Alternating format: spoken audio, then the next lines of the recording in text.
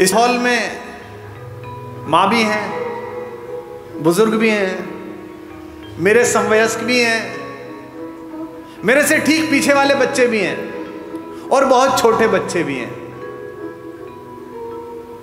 इसलिए बहुत जरूरी है कि राम की कहानी में परिवार का क्या महत्व है, राम की कहानी में इस संस्कार का क्या महत्व है, इस पर मैं चर्चा करूं। क्योंकि राम की कहानी इसी सामंजस्य की कहानी है, इसी एकात्मकता की कहानी है। जिस भी आंगन में बुजुर्गों का पेड़ अभी तक खड़ा हुआ है, पृथ्वी पर उससे ज्यादा आनंदित कोई परिवार नहीं है, उससे बढ़िया परिवार कोई।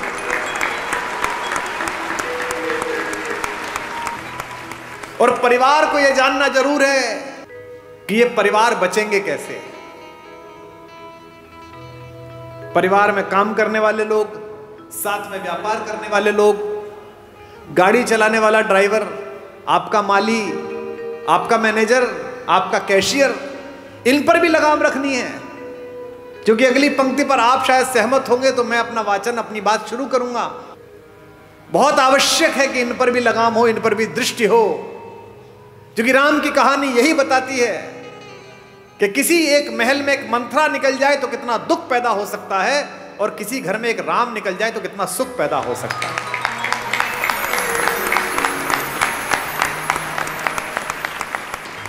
दशरथ ने राम से यह तक कहा कि तेरी ये छोटी मां मुझसे गलत काम करा रही है बेटे, और तू इस समय सेनापति है, सारी सेनाओं का कंट्रोल तेरे हाथ में है, तू मुझे गिरफ्तार कर ले और मुझे जेल में डाल दे तो मेरा वचन भंग भी नहीं हुआ और तेरा राज्याभिषेक भी हो गया। मैं जेल में रह लूंगा लेकिन मैं तुझे निष्कासन नहीं दे सकता। लक्ष्मण कहते हैं राम से कि ये तीर, ये धनुष कंधे पे लटकाए घूमते हो, घर में अत्याचार हो रहा है, अनाचार हो रहा है, चुप बैठे हुए हो। कह रहे वलकल्ला, वनवास जाऊंगा, मैंने कैसे भाई की पूजा की, कैसे नायक हो। जब तुम कहते हो मेरे बड़े भैया कि मैं अत्याचार सहन नहीं करूंगा, तो अत्याचार तो यही हो रहा है घर में, तो तीर उठाते क्यों नहीं हो। राम ने कितनी अद्भुत बात कही। राम कहते किस पर तीर उठाऊं, इस मां पर बचपन में जिसका सपना देख के इसके पास आकर सोया हूं, इस पिता पर जिसने सुबह अपने बाल बनाते समय एक सफेद बाल देखा और उस बाल को देखकर गुरु वशिष्ठ के घर गए और कहा कि अब बस मेरा राज्य समाप्त हुआ, राम को दे दीजिए। या इस भरत पर, पाप भी जिसकी सोच की सीमा के बाहर खड़ा होकर प्रणाम करता है कि यहां नहीं जा सकता। किस पर तीर चलाने के लिए बोलता है, बता। राम कहते हैं कि बता मुझे, मैं किसको मारकर पातक लूं, इन तीनों में से किसे मार दूं। और आज समस्या क्या है, मुझे माफ करेंगी हमारी भाभियां, रात को टीवी पे क्या देख रहे हो, एक घर में 3 बहुएं हैं, पूरी रात षड्यंत्र चल रहा है। छोटी वाली ने बड़ी वाली का ऐसा करा, बड़ी वाली ने इसका ऐसा। ये अचानक नहीं हो रहा है। ये क्या सोच रहे हो, आपकी कहानी चल रही है। कहानी तो रामायण की चली थी तो कर्फ्यू लग जाते थे। तुम्हारे हीरे मोती जा चुके, तुम्हारी विद्या जा चुकी, तुम्हारी सारी तकनीक जा चुकी, तुम्हारे लड़के जा चुके, सब जा चुके। तुम्हारे पास एक चीज बची है जिसे छीनने के लिए पागल है पश्चिम, और वो चीज है तुम्हारा परिवार, तुम्हारे संस्कार।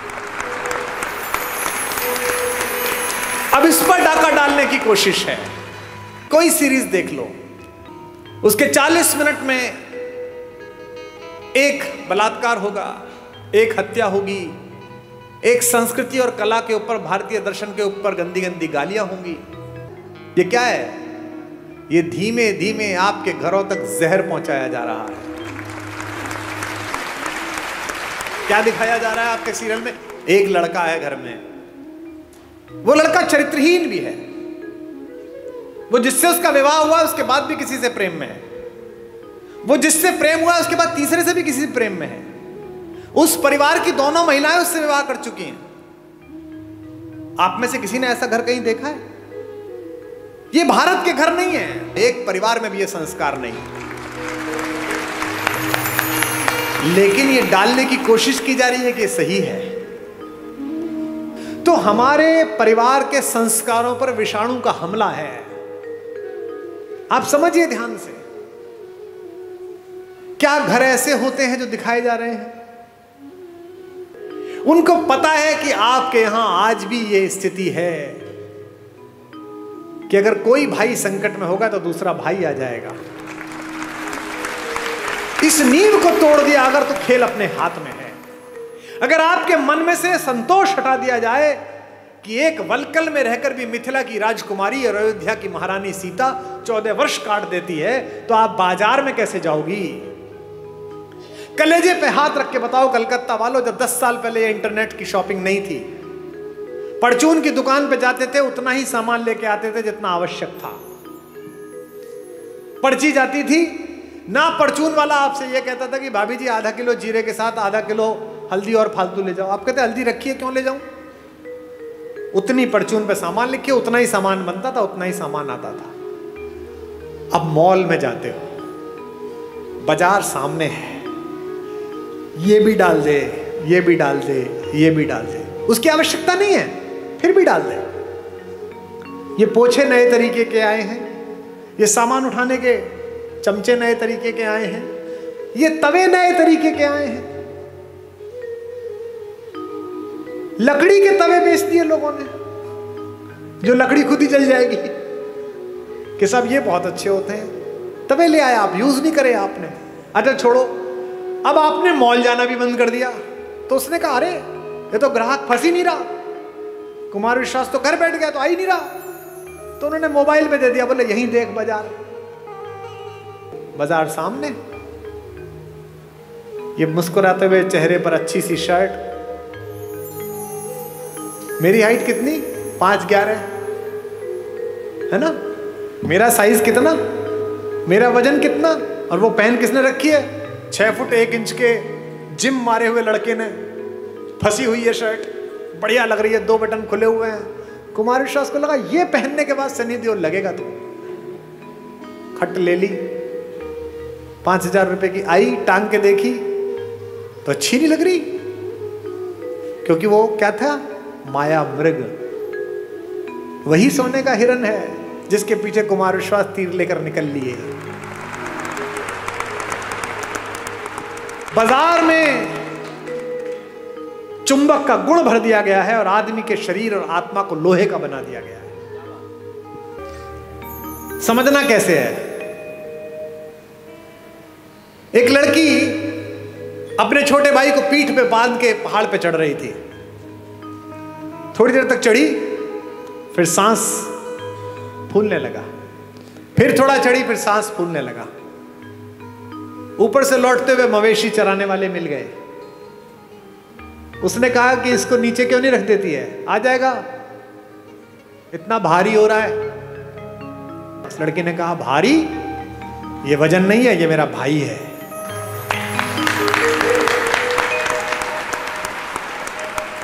एक व्यापारी सोने की अशर्फियां पीठ पर बांधे हुए पहाड़ पर चढ़ रहा था। उसी पहाड़ पर सोने की अशर्फियां भारी थी, चढ़ने लगा, सांस फूलने लगा, और चढ़ा, सांस फूलने लगा। एक जगह ऐसी आ गई कि या तो इसे फेंकना पड़ेगा या कुछ करना पड़ेगा। ऊपर से वही गडरिया वापस लौट रहे थे। उन्होंने उस सेठ से कहा कि ये जो पीठ पे बांध रखा है, इसे छोड़ क्यों नहीं देता, जान बच जाएगी, ऊपर पहुंच जाएगा। सेठ ने कहा छोड़ कैसे दूं, मेरा भाई थोड़ी है, ये तो पैसे हैं। अब आपको तय करना है कि आपको वो वाली बहन बनना है, वो सेठ वाला भाई बनना है। एक राम है जो जंगल में घूमते हुए सुग्रीव को भी भाई बना लेते हैं, हनुमान को भी कहते हैं तुम मोहि प्रिय ही भरत सम भाई। और एक रावण है जो अपने सगे भाई विभीषण को भी लात मार के बाहर भगा देता है। इस कहानी में केवल यही सीखते चलना, इसके पास क्या था, इसके पास क्या था, अपनी तुलना करना, फिर देखना रावण की तरफ खड़े हो कि राम की तरफ खड़े हो। और कितने भी बुद्धिमान हो, कितने भी अकलमंद हो, रावण से अकलमंद नहीं हो सकते। उसके 10 सिर थे। 10 सिर का मतलब सिर लगे हुए नहीं थे, 10 लोगों के बराबर की IQ थी। आपके घरों में कई बहुएं होती है ना, जिनके बारे में सास कहती हैं कि इसके 4 हाथ हैं, इधर चाय रखती है, इधर सब्जी काटती है, इधर ये करती है। और कई बहुएं ऐसी होती है 2 हाथ होने के बाद भी एक भी नहीं होता। अलग अलग तरह की होती हैं। 4 हाथ का मतलब 4 हाथ थोड़ी है, 4 हाथ का मतलब खटाखट काम करती है, ऐसी बहू होती है। तो रावण के 10 सिर ऐसे नहीं थे कि लगे हुए थे जो उन्होंने रामलीला में दिखा दिए। रावण के पास 10 लोगों की IQ थी। वो पुलस्त मुनि का नाती था। संस्कृत का और आयुर्वेद का और विमान शास्त्र का और रसायन विज्ञान का अद्भुत विद्यार्थी था। भगवान शंकर जिसके गुरु हों, जिसने शिव तांडव स्तोत्र जैसी बड़ी रचना को लिखा हो, वो उसको घर में घुस के एक तपस्वी ने मार दिया। क्यों? क्योंकि प्रवृत्ति की बात थी, प्राप्त और पर्याप्त के बीच का अंतर था। राम को त्रैलोक्य में सौंदर्य के पहले 5-10 नाम में आने वाली रावण की अनिद्य सुंदरी बहन सूपनखा प्रस्ताव देती है कि जंगल है, कौन देखेगा, मुझसे प्रेम कर ले, विवाह कर ले, और ये तो वैसे भी बिना माँ बाप के तेरे साथ आई है, तो सब निभा लेगी। राम कहते हैं माता मेरा विवाह हो चुका। लक्ष्मण से कहती है, लक्ष्मण भी यही करते हैं। गुस्से में सीता को हानि पहुंचाने की कोशिश करती है और ऐसे में अस्त्र उठता है और उसकी नाक पर चोट लग जाती है, जो रावण के गुस्से का कारण बनी है। ये राम है जो जंगल में भी मिले हुए इस अश्लील, अशालीन, असंस्कारी, अपारिवारिक अवसर को ठुकरा देते हैं। और एक रावण है जो पंचकन्याओं में पूजित माता मंदोदरी का पति होने के बावजूद भी सिर्फ इतना सुनकर कि जंगल में 2 लोग घूम रहे हैं, उनकी बीवी बहुत अच्छी है, उसके पीछे लग जाता है। इसीलिए उसके कुल वंश का नाश होता है, सारी पीढ़ियां ध्वस्त हो जाती हैं, सब लोग समाप्त हो जाते हैं। मैं केवल ये सोचता हूं कि अगर मेरे बोलने से 10 लोग, 20 लोग, 50 लोग, 100 लोग भी गुणात्मक परिवर्तन जीवन में हो जाए तो बढ़िया बात हो जाएगी। एक सज्जन ने मुझे चिट्ठी लिख कर दी, ऐसे ही जैसे ये चिट्ठी आई है कि साहब वो मैं कल आया था, आपने राम और भरत के प्रेम के विषय में बताया, और मेरे सगे भाई साहब जो हैं वह हिम्मतनगर गुजरात में रहते हैं, और मेरा उनसे 25-30 साल से संपत्ति विवाद चल रहा है। ना मैं उनके बच्चों की शादी में गया, ना वो मेरे शादी में आए, पर कल रात सुन के मैं बहुत रोया।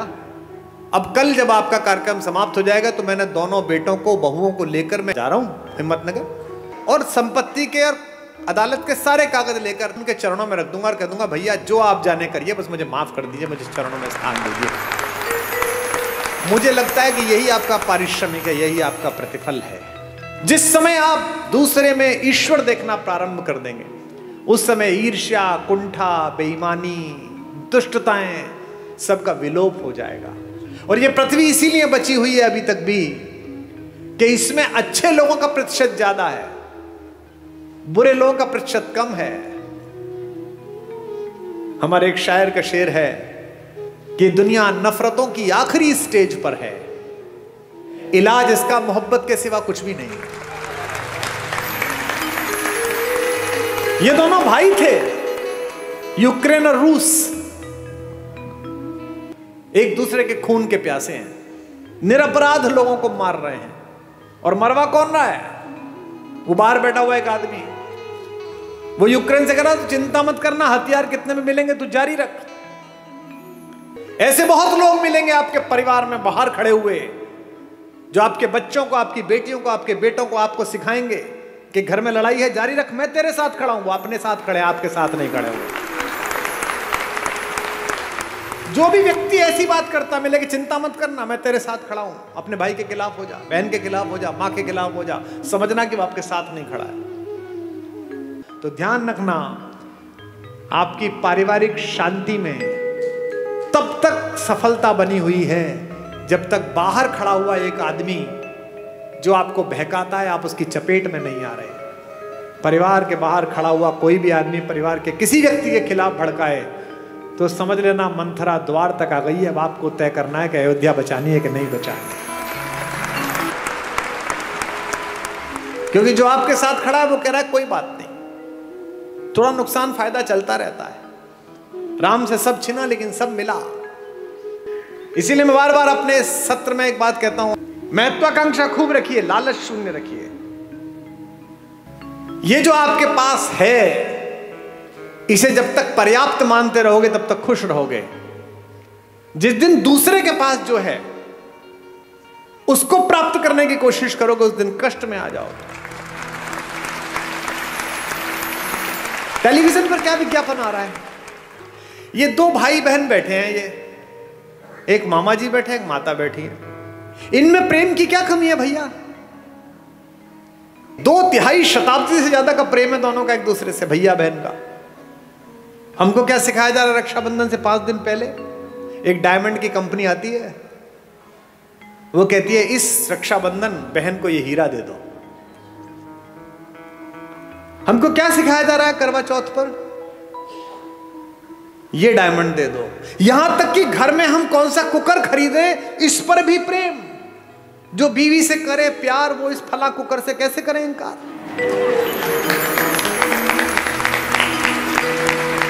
यानी जिनके घर में वो कुकर नहीं आता, वो अपनी पत्नी से प्रेम नहीं करते। मेरे घर में शुरू में कुकर नहीं था, तो मेरे पिता ने मेरी मां से प्रेम नहीं किया। कैसी मूर्खतापूर्ण बात है। साधनों से अगर प्रेम होता, अगर साधन प्रेम का प्रतीक होते, तो राम पिछड़ जाते, रावण जीत जाता। मुझसे लोग कहते हैं आगरे में एक सफेद रंग की बिल्डिंग दिखाकर कि ये प्रेम का प्रतीक है। इसे प्रेम का प्रतीक बताते हो? ये प्रेम का प्रतीक है? अरे प्रेम का सबसे बड़ा प्रतीक तो समुद्र के नीचे इकट्ठे हुए वो पत्थर है जिन पर मेरा राम चल कर गया।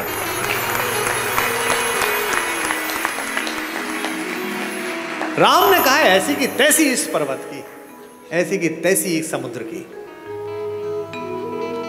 अगर मेरी प्रेमिका मेरी पत्नी के बीच में कोई आया है तो 7 समंदर पार छुपाओ, उसके घर में जाके मारूंगा।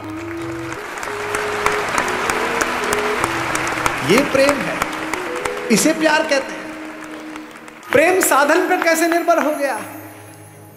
महिलाएं एक दूसरे से पूछती हैं इस बार करवा चौथ पे क्या दिलाया, इस बार एनिवर्सरी पे क्या दिलाया।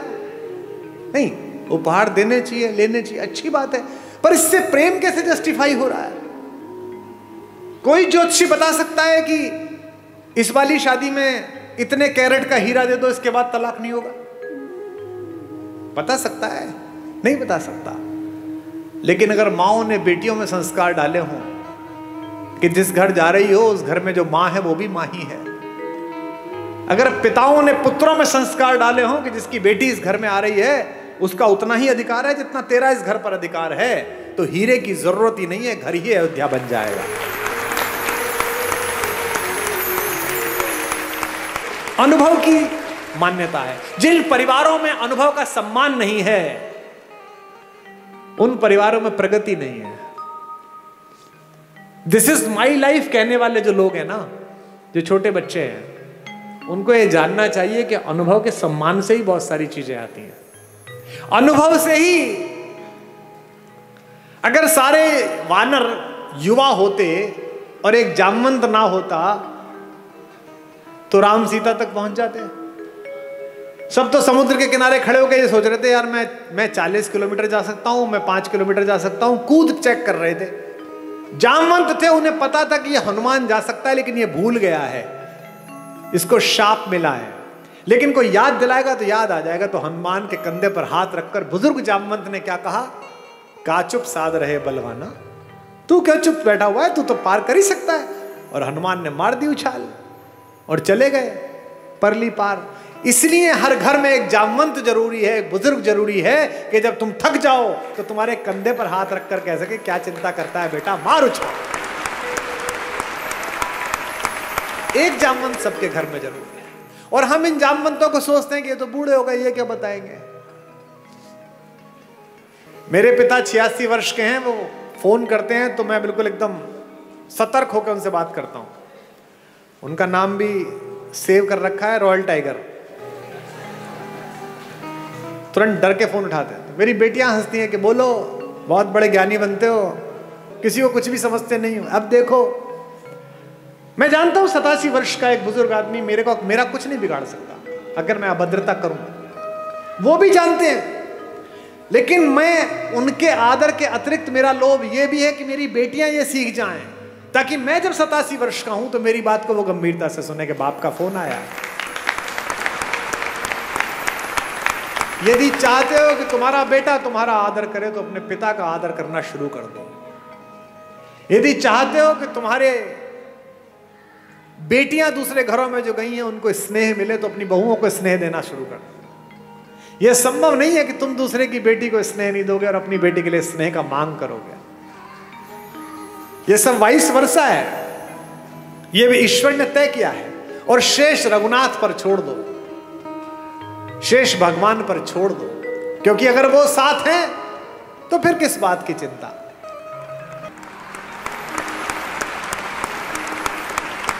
जब विश्वामित्र लेकर गए जनकपुरी में तो धनुष तोड़ दिया।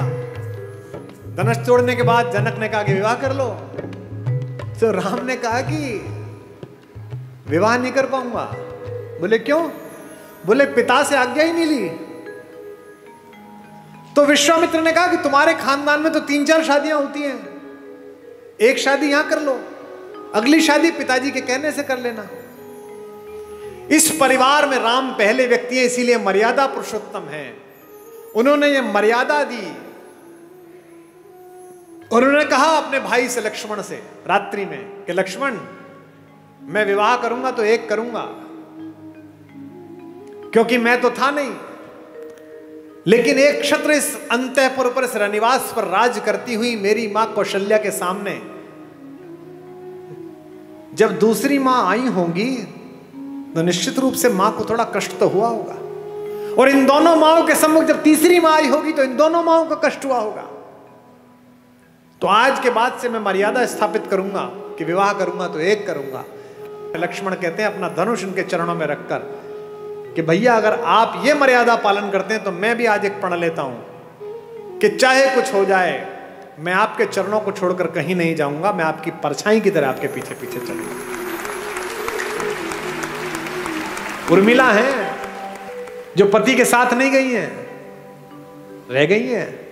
मांडवी है, रात में जिस दिन भरत लौट आए हैं, पूरा घर लौट के थक के सो रहा है, कौशल्या को नींद नहीं आ रही, क्योंकि जिस बेटे से इतना प्यार करती हैं उसे जंगल में देखकर लौटी है। और जंगल में भी कैसा देखा है, पैर में इतनी इतनी बड़ी बिवाई है, जिन केशों से कंधा ढका रहता था, जो जुल्फें उड़ती रहती थी, वो केश लटिया गए हैं। उस जटा को बांध के जूड़ा बना लिया है राम ने। पूरा शरीर टैन हो गया है, जल गया है, चेहरे पर तेजस्विता है, लेकिन क्या है, 24 घंटे कंधे पर धनुष रखना पड़ता है लक्ष्मण को और राम को, तो यहां मूंज के निशान पड़ गए हैं राम के कंधे पर। बेटे को इस सांसारिक कष्ट में देखकर बेचैन है कौशल्या, सो नहीं पा रही हैं, क्योंकि माएं ही हैं जो एक कष्ट पहचान लेती हैं। गूगल आर्टिफिशियल इंटेलिजेंस बना रहा है, आईफोन आजकल आपकी बात समझ लेता है। एक चीज पसंद कर दो, कोई साड़ी, कोई टेबल, कोई फोन, 71 विज्ञापन आ जाते हैं। किसी शहर में कमरा ढूंढ लो, 50 विज्ञापन आ जाते हैं। किसी दोस्त को लिख के भेज दो कि okay I am coming, just prepare a wonderful coffee, तो जिस शहर में उतरो कॉफी का ऐड आ जाता है कि बगल में है, पी ले जाके। इसे आर्टिफिशियल इंटेलिजेंस कहते हैं। दुनिया का सबसे बड़ा आर्टिफिशियल इंटेलिजेंस मां में बनाया गया है।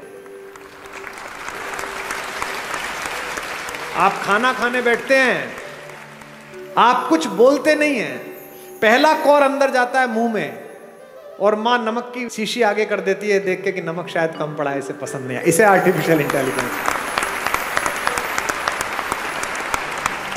तो कौशल्या जगी हुई है। कौशल्या देखती है कि ऊपर रनिवास में कोई लड़की घूम रही है। कहती कौन है इस समय जो हमारे एनक्रोचमेंट में हमारी जगह पर घूम रही है, दासी तो हो नहीं सकती। ऊपर जाती है तो देखती है मांडवी घूम रही है, भरत की पत्नी। मांडवी पैर छूती है, मां आप सोई नहीं? तो कहती है बेटा नींद नहीं आई। तू क्यों जागी हुई है? भरत के पास जा। मांडवी कहती है कि मां शायद आपको पता नहीं, आप कक्ष में थी, वो तो यहां नहीं है। कहां गया? उन्होंने कहा कि जब तक राम जंगल में रहेंगे मैं राजधानी में नहीं रहूंगा, मैं अयोध्या के ठीक बाहर नंदीग्राम में कुटिया बना के रहूंगा। राम नीचे सोते हैं, मैं नीचे सोऊंगा। वो वलकल पहनते हैं, मैं वलकल पहनूंगा।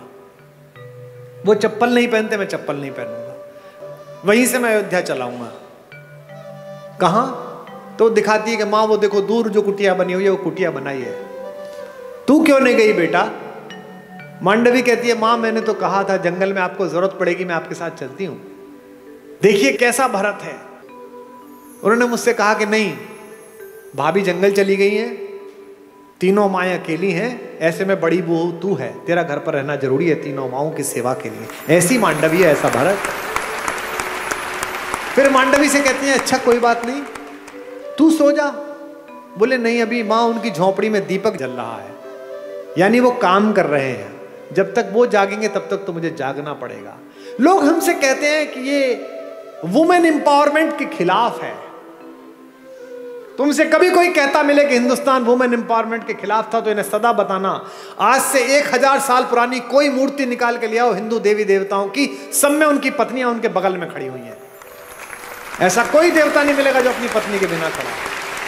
हिंदुस्तान के देवताओं के नाम क्या है? भारत के देवताओं के क्या नाम है? सीता राम। कभी सुना राम सीता? आपने कभी सुना राम सीता का मंदिर है? सीता राम का मंदिर है। आगे राधा कृष्ण। आपने सुना वृंदावन में कृष्ण राधा का मंदिर है? नहीं, राधा कृष्ण। हमारे सारे देवी देवताओं में पहले पत्नी का नाम है नमः पार्वती पतये। पार्वती पति को प्रणाम है। हमारे यहां पहले देवियों के स्थान है, बाद में देवता आते हैं। दुनिया की पहली जज भारत की महिला हुई। जब आद्य शंकराचार्य ने आचार्य मंडन मिश्र के साथ शास्त्रार्थ किया तो यह तय हुआ कि एक जज बिठाया जाए। जज कौन बैठे? तो मंडन मिश्र की पत्नी देवी भारती बैठी, जो कहते हैं वुमेन एम्पावरमेंट। और ये जो घूंघट है ये भी भारत में नहीं था। ये तो जब इन्वेजन आया तब उन आतंकवादियों से बचाने के लिए कहा गया महिलाएं घूंघट कर लें ताकि ये लूटमार ना कर पाए ज्यादा। आपने आज तक भी पार्वती जी, सीता जी कभी आपने घूंघट में देखी? 1000 साल 1500 साल पुरानी मूर्तियां ले आओ, सामान्य रूप से एक साड़ी पहन रखी है, कंचुकी पहन रखा है, नीचे पहन रखा है और आभूषण पहन रखे और हमारी माता तैयार है। दुनिया की सबसे शक्तिशाली महिला अवधारणा हमारे यहां। रावण अपने महल में आकर बहुत रोता है, जोर जोर से रोता है। मंदोदरी ने पूछा कि क्यों रोते हो? अब तो उठा लाए उसे। बोले उठाकर भी बेकार, वो मुझसे प्रेम की दृष्टि ही नहीं डालती मुझे। पत्नियां कैसी भी हो पति का दुख नहीं सह पाती। और मंदोदरी तो पंचकन्याओं में से एक पूजित है हमारी माता। माता मंदोदरी ने कहा कि अच्छा बात तो दुष्टतापूर्ण है, पर तुम्हें कष्ट ना हो इसके लिए तुम्हें एक सलाह दे रही हूं। तुम तो मायावी हो, एक काम करो, कल राम का रूप बना के उसके सामने जाना, वो राम समझ के तुम्हें प्रेम कर लेगी। इस पर रावण और फूट फूट कर रोने लगा। उसने कहा अब क्या हुआ? बोले ये प्रयास 4-5 बार कर चुका हूं, पर जैसे ही राम का रूप धारण करता हूं मुझे तुम्हारे अतिरिक्त दुनिया की प्रत्येक स्त्री अपनी बहन दिखाई देने लगती है, अपनी मां दिखाई देती है। तो राम कैसे नजर आते हैं अगर आपकी दृष्टि में उतरते हैं? उनके चरणों में ही सुख के चारों धाम नजर आते हैं। उनके चरणों में ही सुख के चारों धाम नजर आते हैं। भावनाओं के और भक्ति के सब आयाम नजर आते हैं। भावनाओं के और भक्ति के सब आयाम नजर आते हैं। मन के चित्रकूट से लेकर आशाओं की अवधपुरी तक, मन के चित्रकूट से लेकर आशाओं की अवधपुरी तक, जिधर नजर जाती है मुझको, जिधर नजर जाती है मुझको, केवल राम नजर आते हैं। जिधर नजर जाती है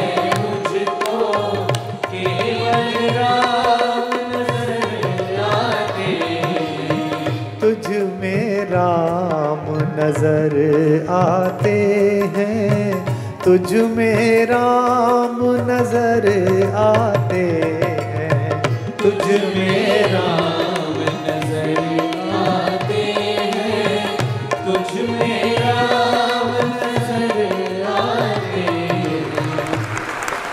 अच्छा, ये बच्चियां बैठी हैं, इनकी जब शादी होती है तो एंगेजमेंट रिंग कितनी महंगी बनती है। सीता की एंगेजमेंट रिंग कितनी महंगी होगी, लेकिन जब केवट के सामने भगवान राम बिना पैसे के खड़े हो गए कि उतराई देने के लिए कुछ नहीं है, और केवट ने कहा ऐसे तो जाने नहीं दूंगा, पैसे दो, उतराई तो देनी पड़ेगी, तो पति का अपमान ना हो जाए, पति यहां संकट में ना लगे, सीता ने चुपचाप अपनी अंगूठी उतारी और राम के हाथ में दे दी कि ये दे दो। गोस्वामी जी ने लिखा, पियसिय की ही जानन हारी, मुदित मगन मणि मुद्री उतारी, मणि उतार कर दे दी। ये सीता है, ये सीता सिखाई गई थी, ये सीता घर घर में सिखाई गई थी, इसीलिए हमारी माएं, हमारी नानियां, हमारी दादियां कम में काम चला लेती थी। आज क्या हो गया, कम हो गया तो झगड़ा हो गया, पति की नौकरी 4 साल नहीं लगी तो तलाक हो गया, पत्नी की नौकरी छूट गई तो झगड़ा हो गया। इसका मतलब क्या है, सुख साधन पर केंद्रित कर दिया। और यहां बैठे हुए धनी लोगों, सुख साधन में है ही नहीं। तुम्हारे ऑफिस में जो 15,000 रुपए में बाहर खड़े होकर सफाई करता है लड़का, जो तुम्हारी गाड़ी पर पोछा मारता है, किसी दिन कलकत्ता में आसमान में हल्की बारिश होती है, साइकिल से वापस जाता हुआ बाजार से पाव भर बेसन खरीदता है, पाव भर प्याज खरीदता है, आलू खरीदता है, एक छोटी सी बोतल में 200 मिलीलीटर तेल सरसों का लेता है, और पत्नी से कहता है मौसम बहुत अच्छा रहा, पकौड़े बना ले। वो स्टोव पे पकौड़े बनाती है, दोनों बाहर बैठकर खाते हैं, और शाम को सोते हुए कहता है यार क्या शाम बीती है, भगवान का धन्यवाद, क्या अच्छा मौसम है, क्या बढ़िया हो। और तुम पेरिस जाकर भी सुखी नहीं हो, तुम लंदन की ऑक्सफोर्ड स्ट्रीट पे शॉपिंग करते हुए खुश नहीं हो, क्योंकि तुम डेपुटेशन पे दुख को भेज रहे हो। दुख हो गया है थोड़ी मार्केटिंग कर लूं शायद कम हो जाएगा, दुख हो गया है थोड़ा मेकअप करके एक सेल्फी ले लूं शायद कम हो जाएगा। ये जो फेसबुक पर, ट्विटर पर, इंस्टाग्राम पर बहुत हंसते मुस्कुराते चेहरे हैं, इनमें से अधिकांश की जड़ें खोखली हैं, इसीलिए ये आत्महत्या करते हैं, इसीलिए ड्रग्स में गए हैं, इसीलिए शराब में गए हैं। ये राम की कहानी आपकी जड़ों की आत्मा में यूरिया का काम करती है, आध्यात्मिकता का, ये आपको मजबूत करती है, एक भाई की तरह, एक पति की तरह, एक पुत्र की तरह, एक नागरिक की तरह, भाई भाई के संबंध, भाई बहन के संबंध। अब 2 बहनें हैं इसमें, इस कहानी में। भाई बहन का संबंध ठीक ना हो तो गड़बड़ हो सकती है। एक बहन है शूर्पणखा, जिसको अपने बदले की चिंता है, भाई के नाश हो जाने की चिंता नहीं है, मेरा बदला पूरा हो जाए बस। वो ये नहीं कहती कि मेरा अपमान किया, वो ये नहीं कहती कि मैंने नीचतापूर्ण व्यवहार किया, वो कहती है कि मैंने बताया मैं तुम्हारी बहन हूं, इसके बाद मेरा अपमान कर दिया। और उसकी तो बीवी बहुत सुंदर है, वो जंगल में क्या कर रही है, वो तो भैया आपके पास होनी चाहिए। ऐसी बहन देखी है कोई जो अपनी भाभी के रहते बाहर की किसी औरत का वर्णन करे कि इससे अपना लो? इसका मतलब वो बहन ही दुष्ट है, उसने अपने भाई का नाश करा दिया। एक सीता है, सीता का भी एक भाई है, आपको पता है? जब अशोक वाटिका में माता बैठी हुई है तो रावण आता है उनसे मिलने, रोज आता है, कहता है मेरा प्रणय प्रस्ताव स्वीकार कर ले। क्या उस तपस्वी के पीछे पड़ी रहेगी, वो तो जंगली है, मैं मार दूंगा उसे, खत्म हो जाएगा, वो कुछ नहीं कर पाएगा, तुझे ले नहीं जाएगा। माता पूरी सात्विकता के साथ बैठी है। एक दिन कहता है कि देख मेरी बात मान ले, अन्यथा मैं बलपूर्वक तुझे उठा लूंगा यहां से। तो वो जिस चटाई पर बैठी हैं, उस चटाई का एक तिनका तोड़ती हैं और तिनका तोड़कर अपने रावण के बीच रख देती हैं और कहती हैं कि तू कैसी मूर्खतापूर्ण बात करता है रे, कि तू मुझे छू लेगा? ये तिनका रखा है, इसे पार करके दिखा दे, तेरे में औकात है तो। एक वैज्ञानिक सोच वाली युवती ने मुझसे पूछा कि क्या कुमार विश्वास जी, आप भी कैसी पोंगा पंडितों वाली मूर्खतापूर्ण बातों की समर्थन करते हो? जो कैलाश पर्वत को उठा लेता हो तो तिनका नहीं उठा पाएगा। ऐसा क्या सीता में मनोबल आ गया तिनके को देख? अब मैं जो बात कह रहा हूं उसको बहनें सुने। एक लड़की अपने पति के साथ भी इतना सुरक्षित अनुभव नहीं करती इतना भाई के साथ करती है। क्यों? सीता भूमि से पैदा हुई है। सीता का नाम है भूमिजा, और तिनका भूमि से पैदा हुआ है। संस्कृत में उसे कहते हैं भूमिज। वो तिनका नहीं है, वो सीता का भाई है। सीता कहती है मेरे इस भाई से निपट ले, पति से तो बाद में निपटना, वो तो बाद में आ जाएगा, पहले इस भाई से निपट। एक तृण धरकर कहती है, उसकी ओट में बैठकर कहती है वैदेही, तृण धरि ओट कहत वैदेही, तृण धरि ओट कहत वैदेही, सुमिर अवधपति परम स्नेही, तृण धरि ओट कहत वैदेही, सुनिर अवधपति परम स्नेही। एक बात आपको बता दूं मैं, जिस दिन आपको अपने पिता की बेटी से अपनी बेटी ज्यादा अच्छी लगने लगे,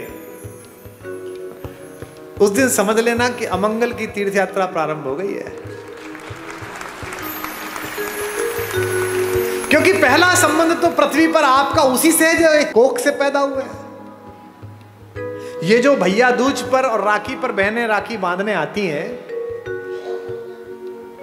हम क्या समझते हैं कि ये एक त्योहार मनाने आती है? नहीं, ये उस भाई में अपने माता पिता का मंगल ढूंढती हैं। ये जानती है कि मेरा भाई ठीक रहा तो मेरे माँ बाप का बुढ़ापा ठीक कटेगा, ये समृद्ध रहा, ये शक्तिशाली रहा तो अच्छा हो जाएगा, और उसी के आशीर्वाद से तुम्हारा स्वास्थ्य चलता है।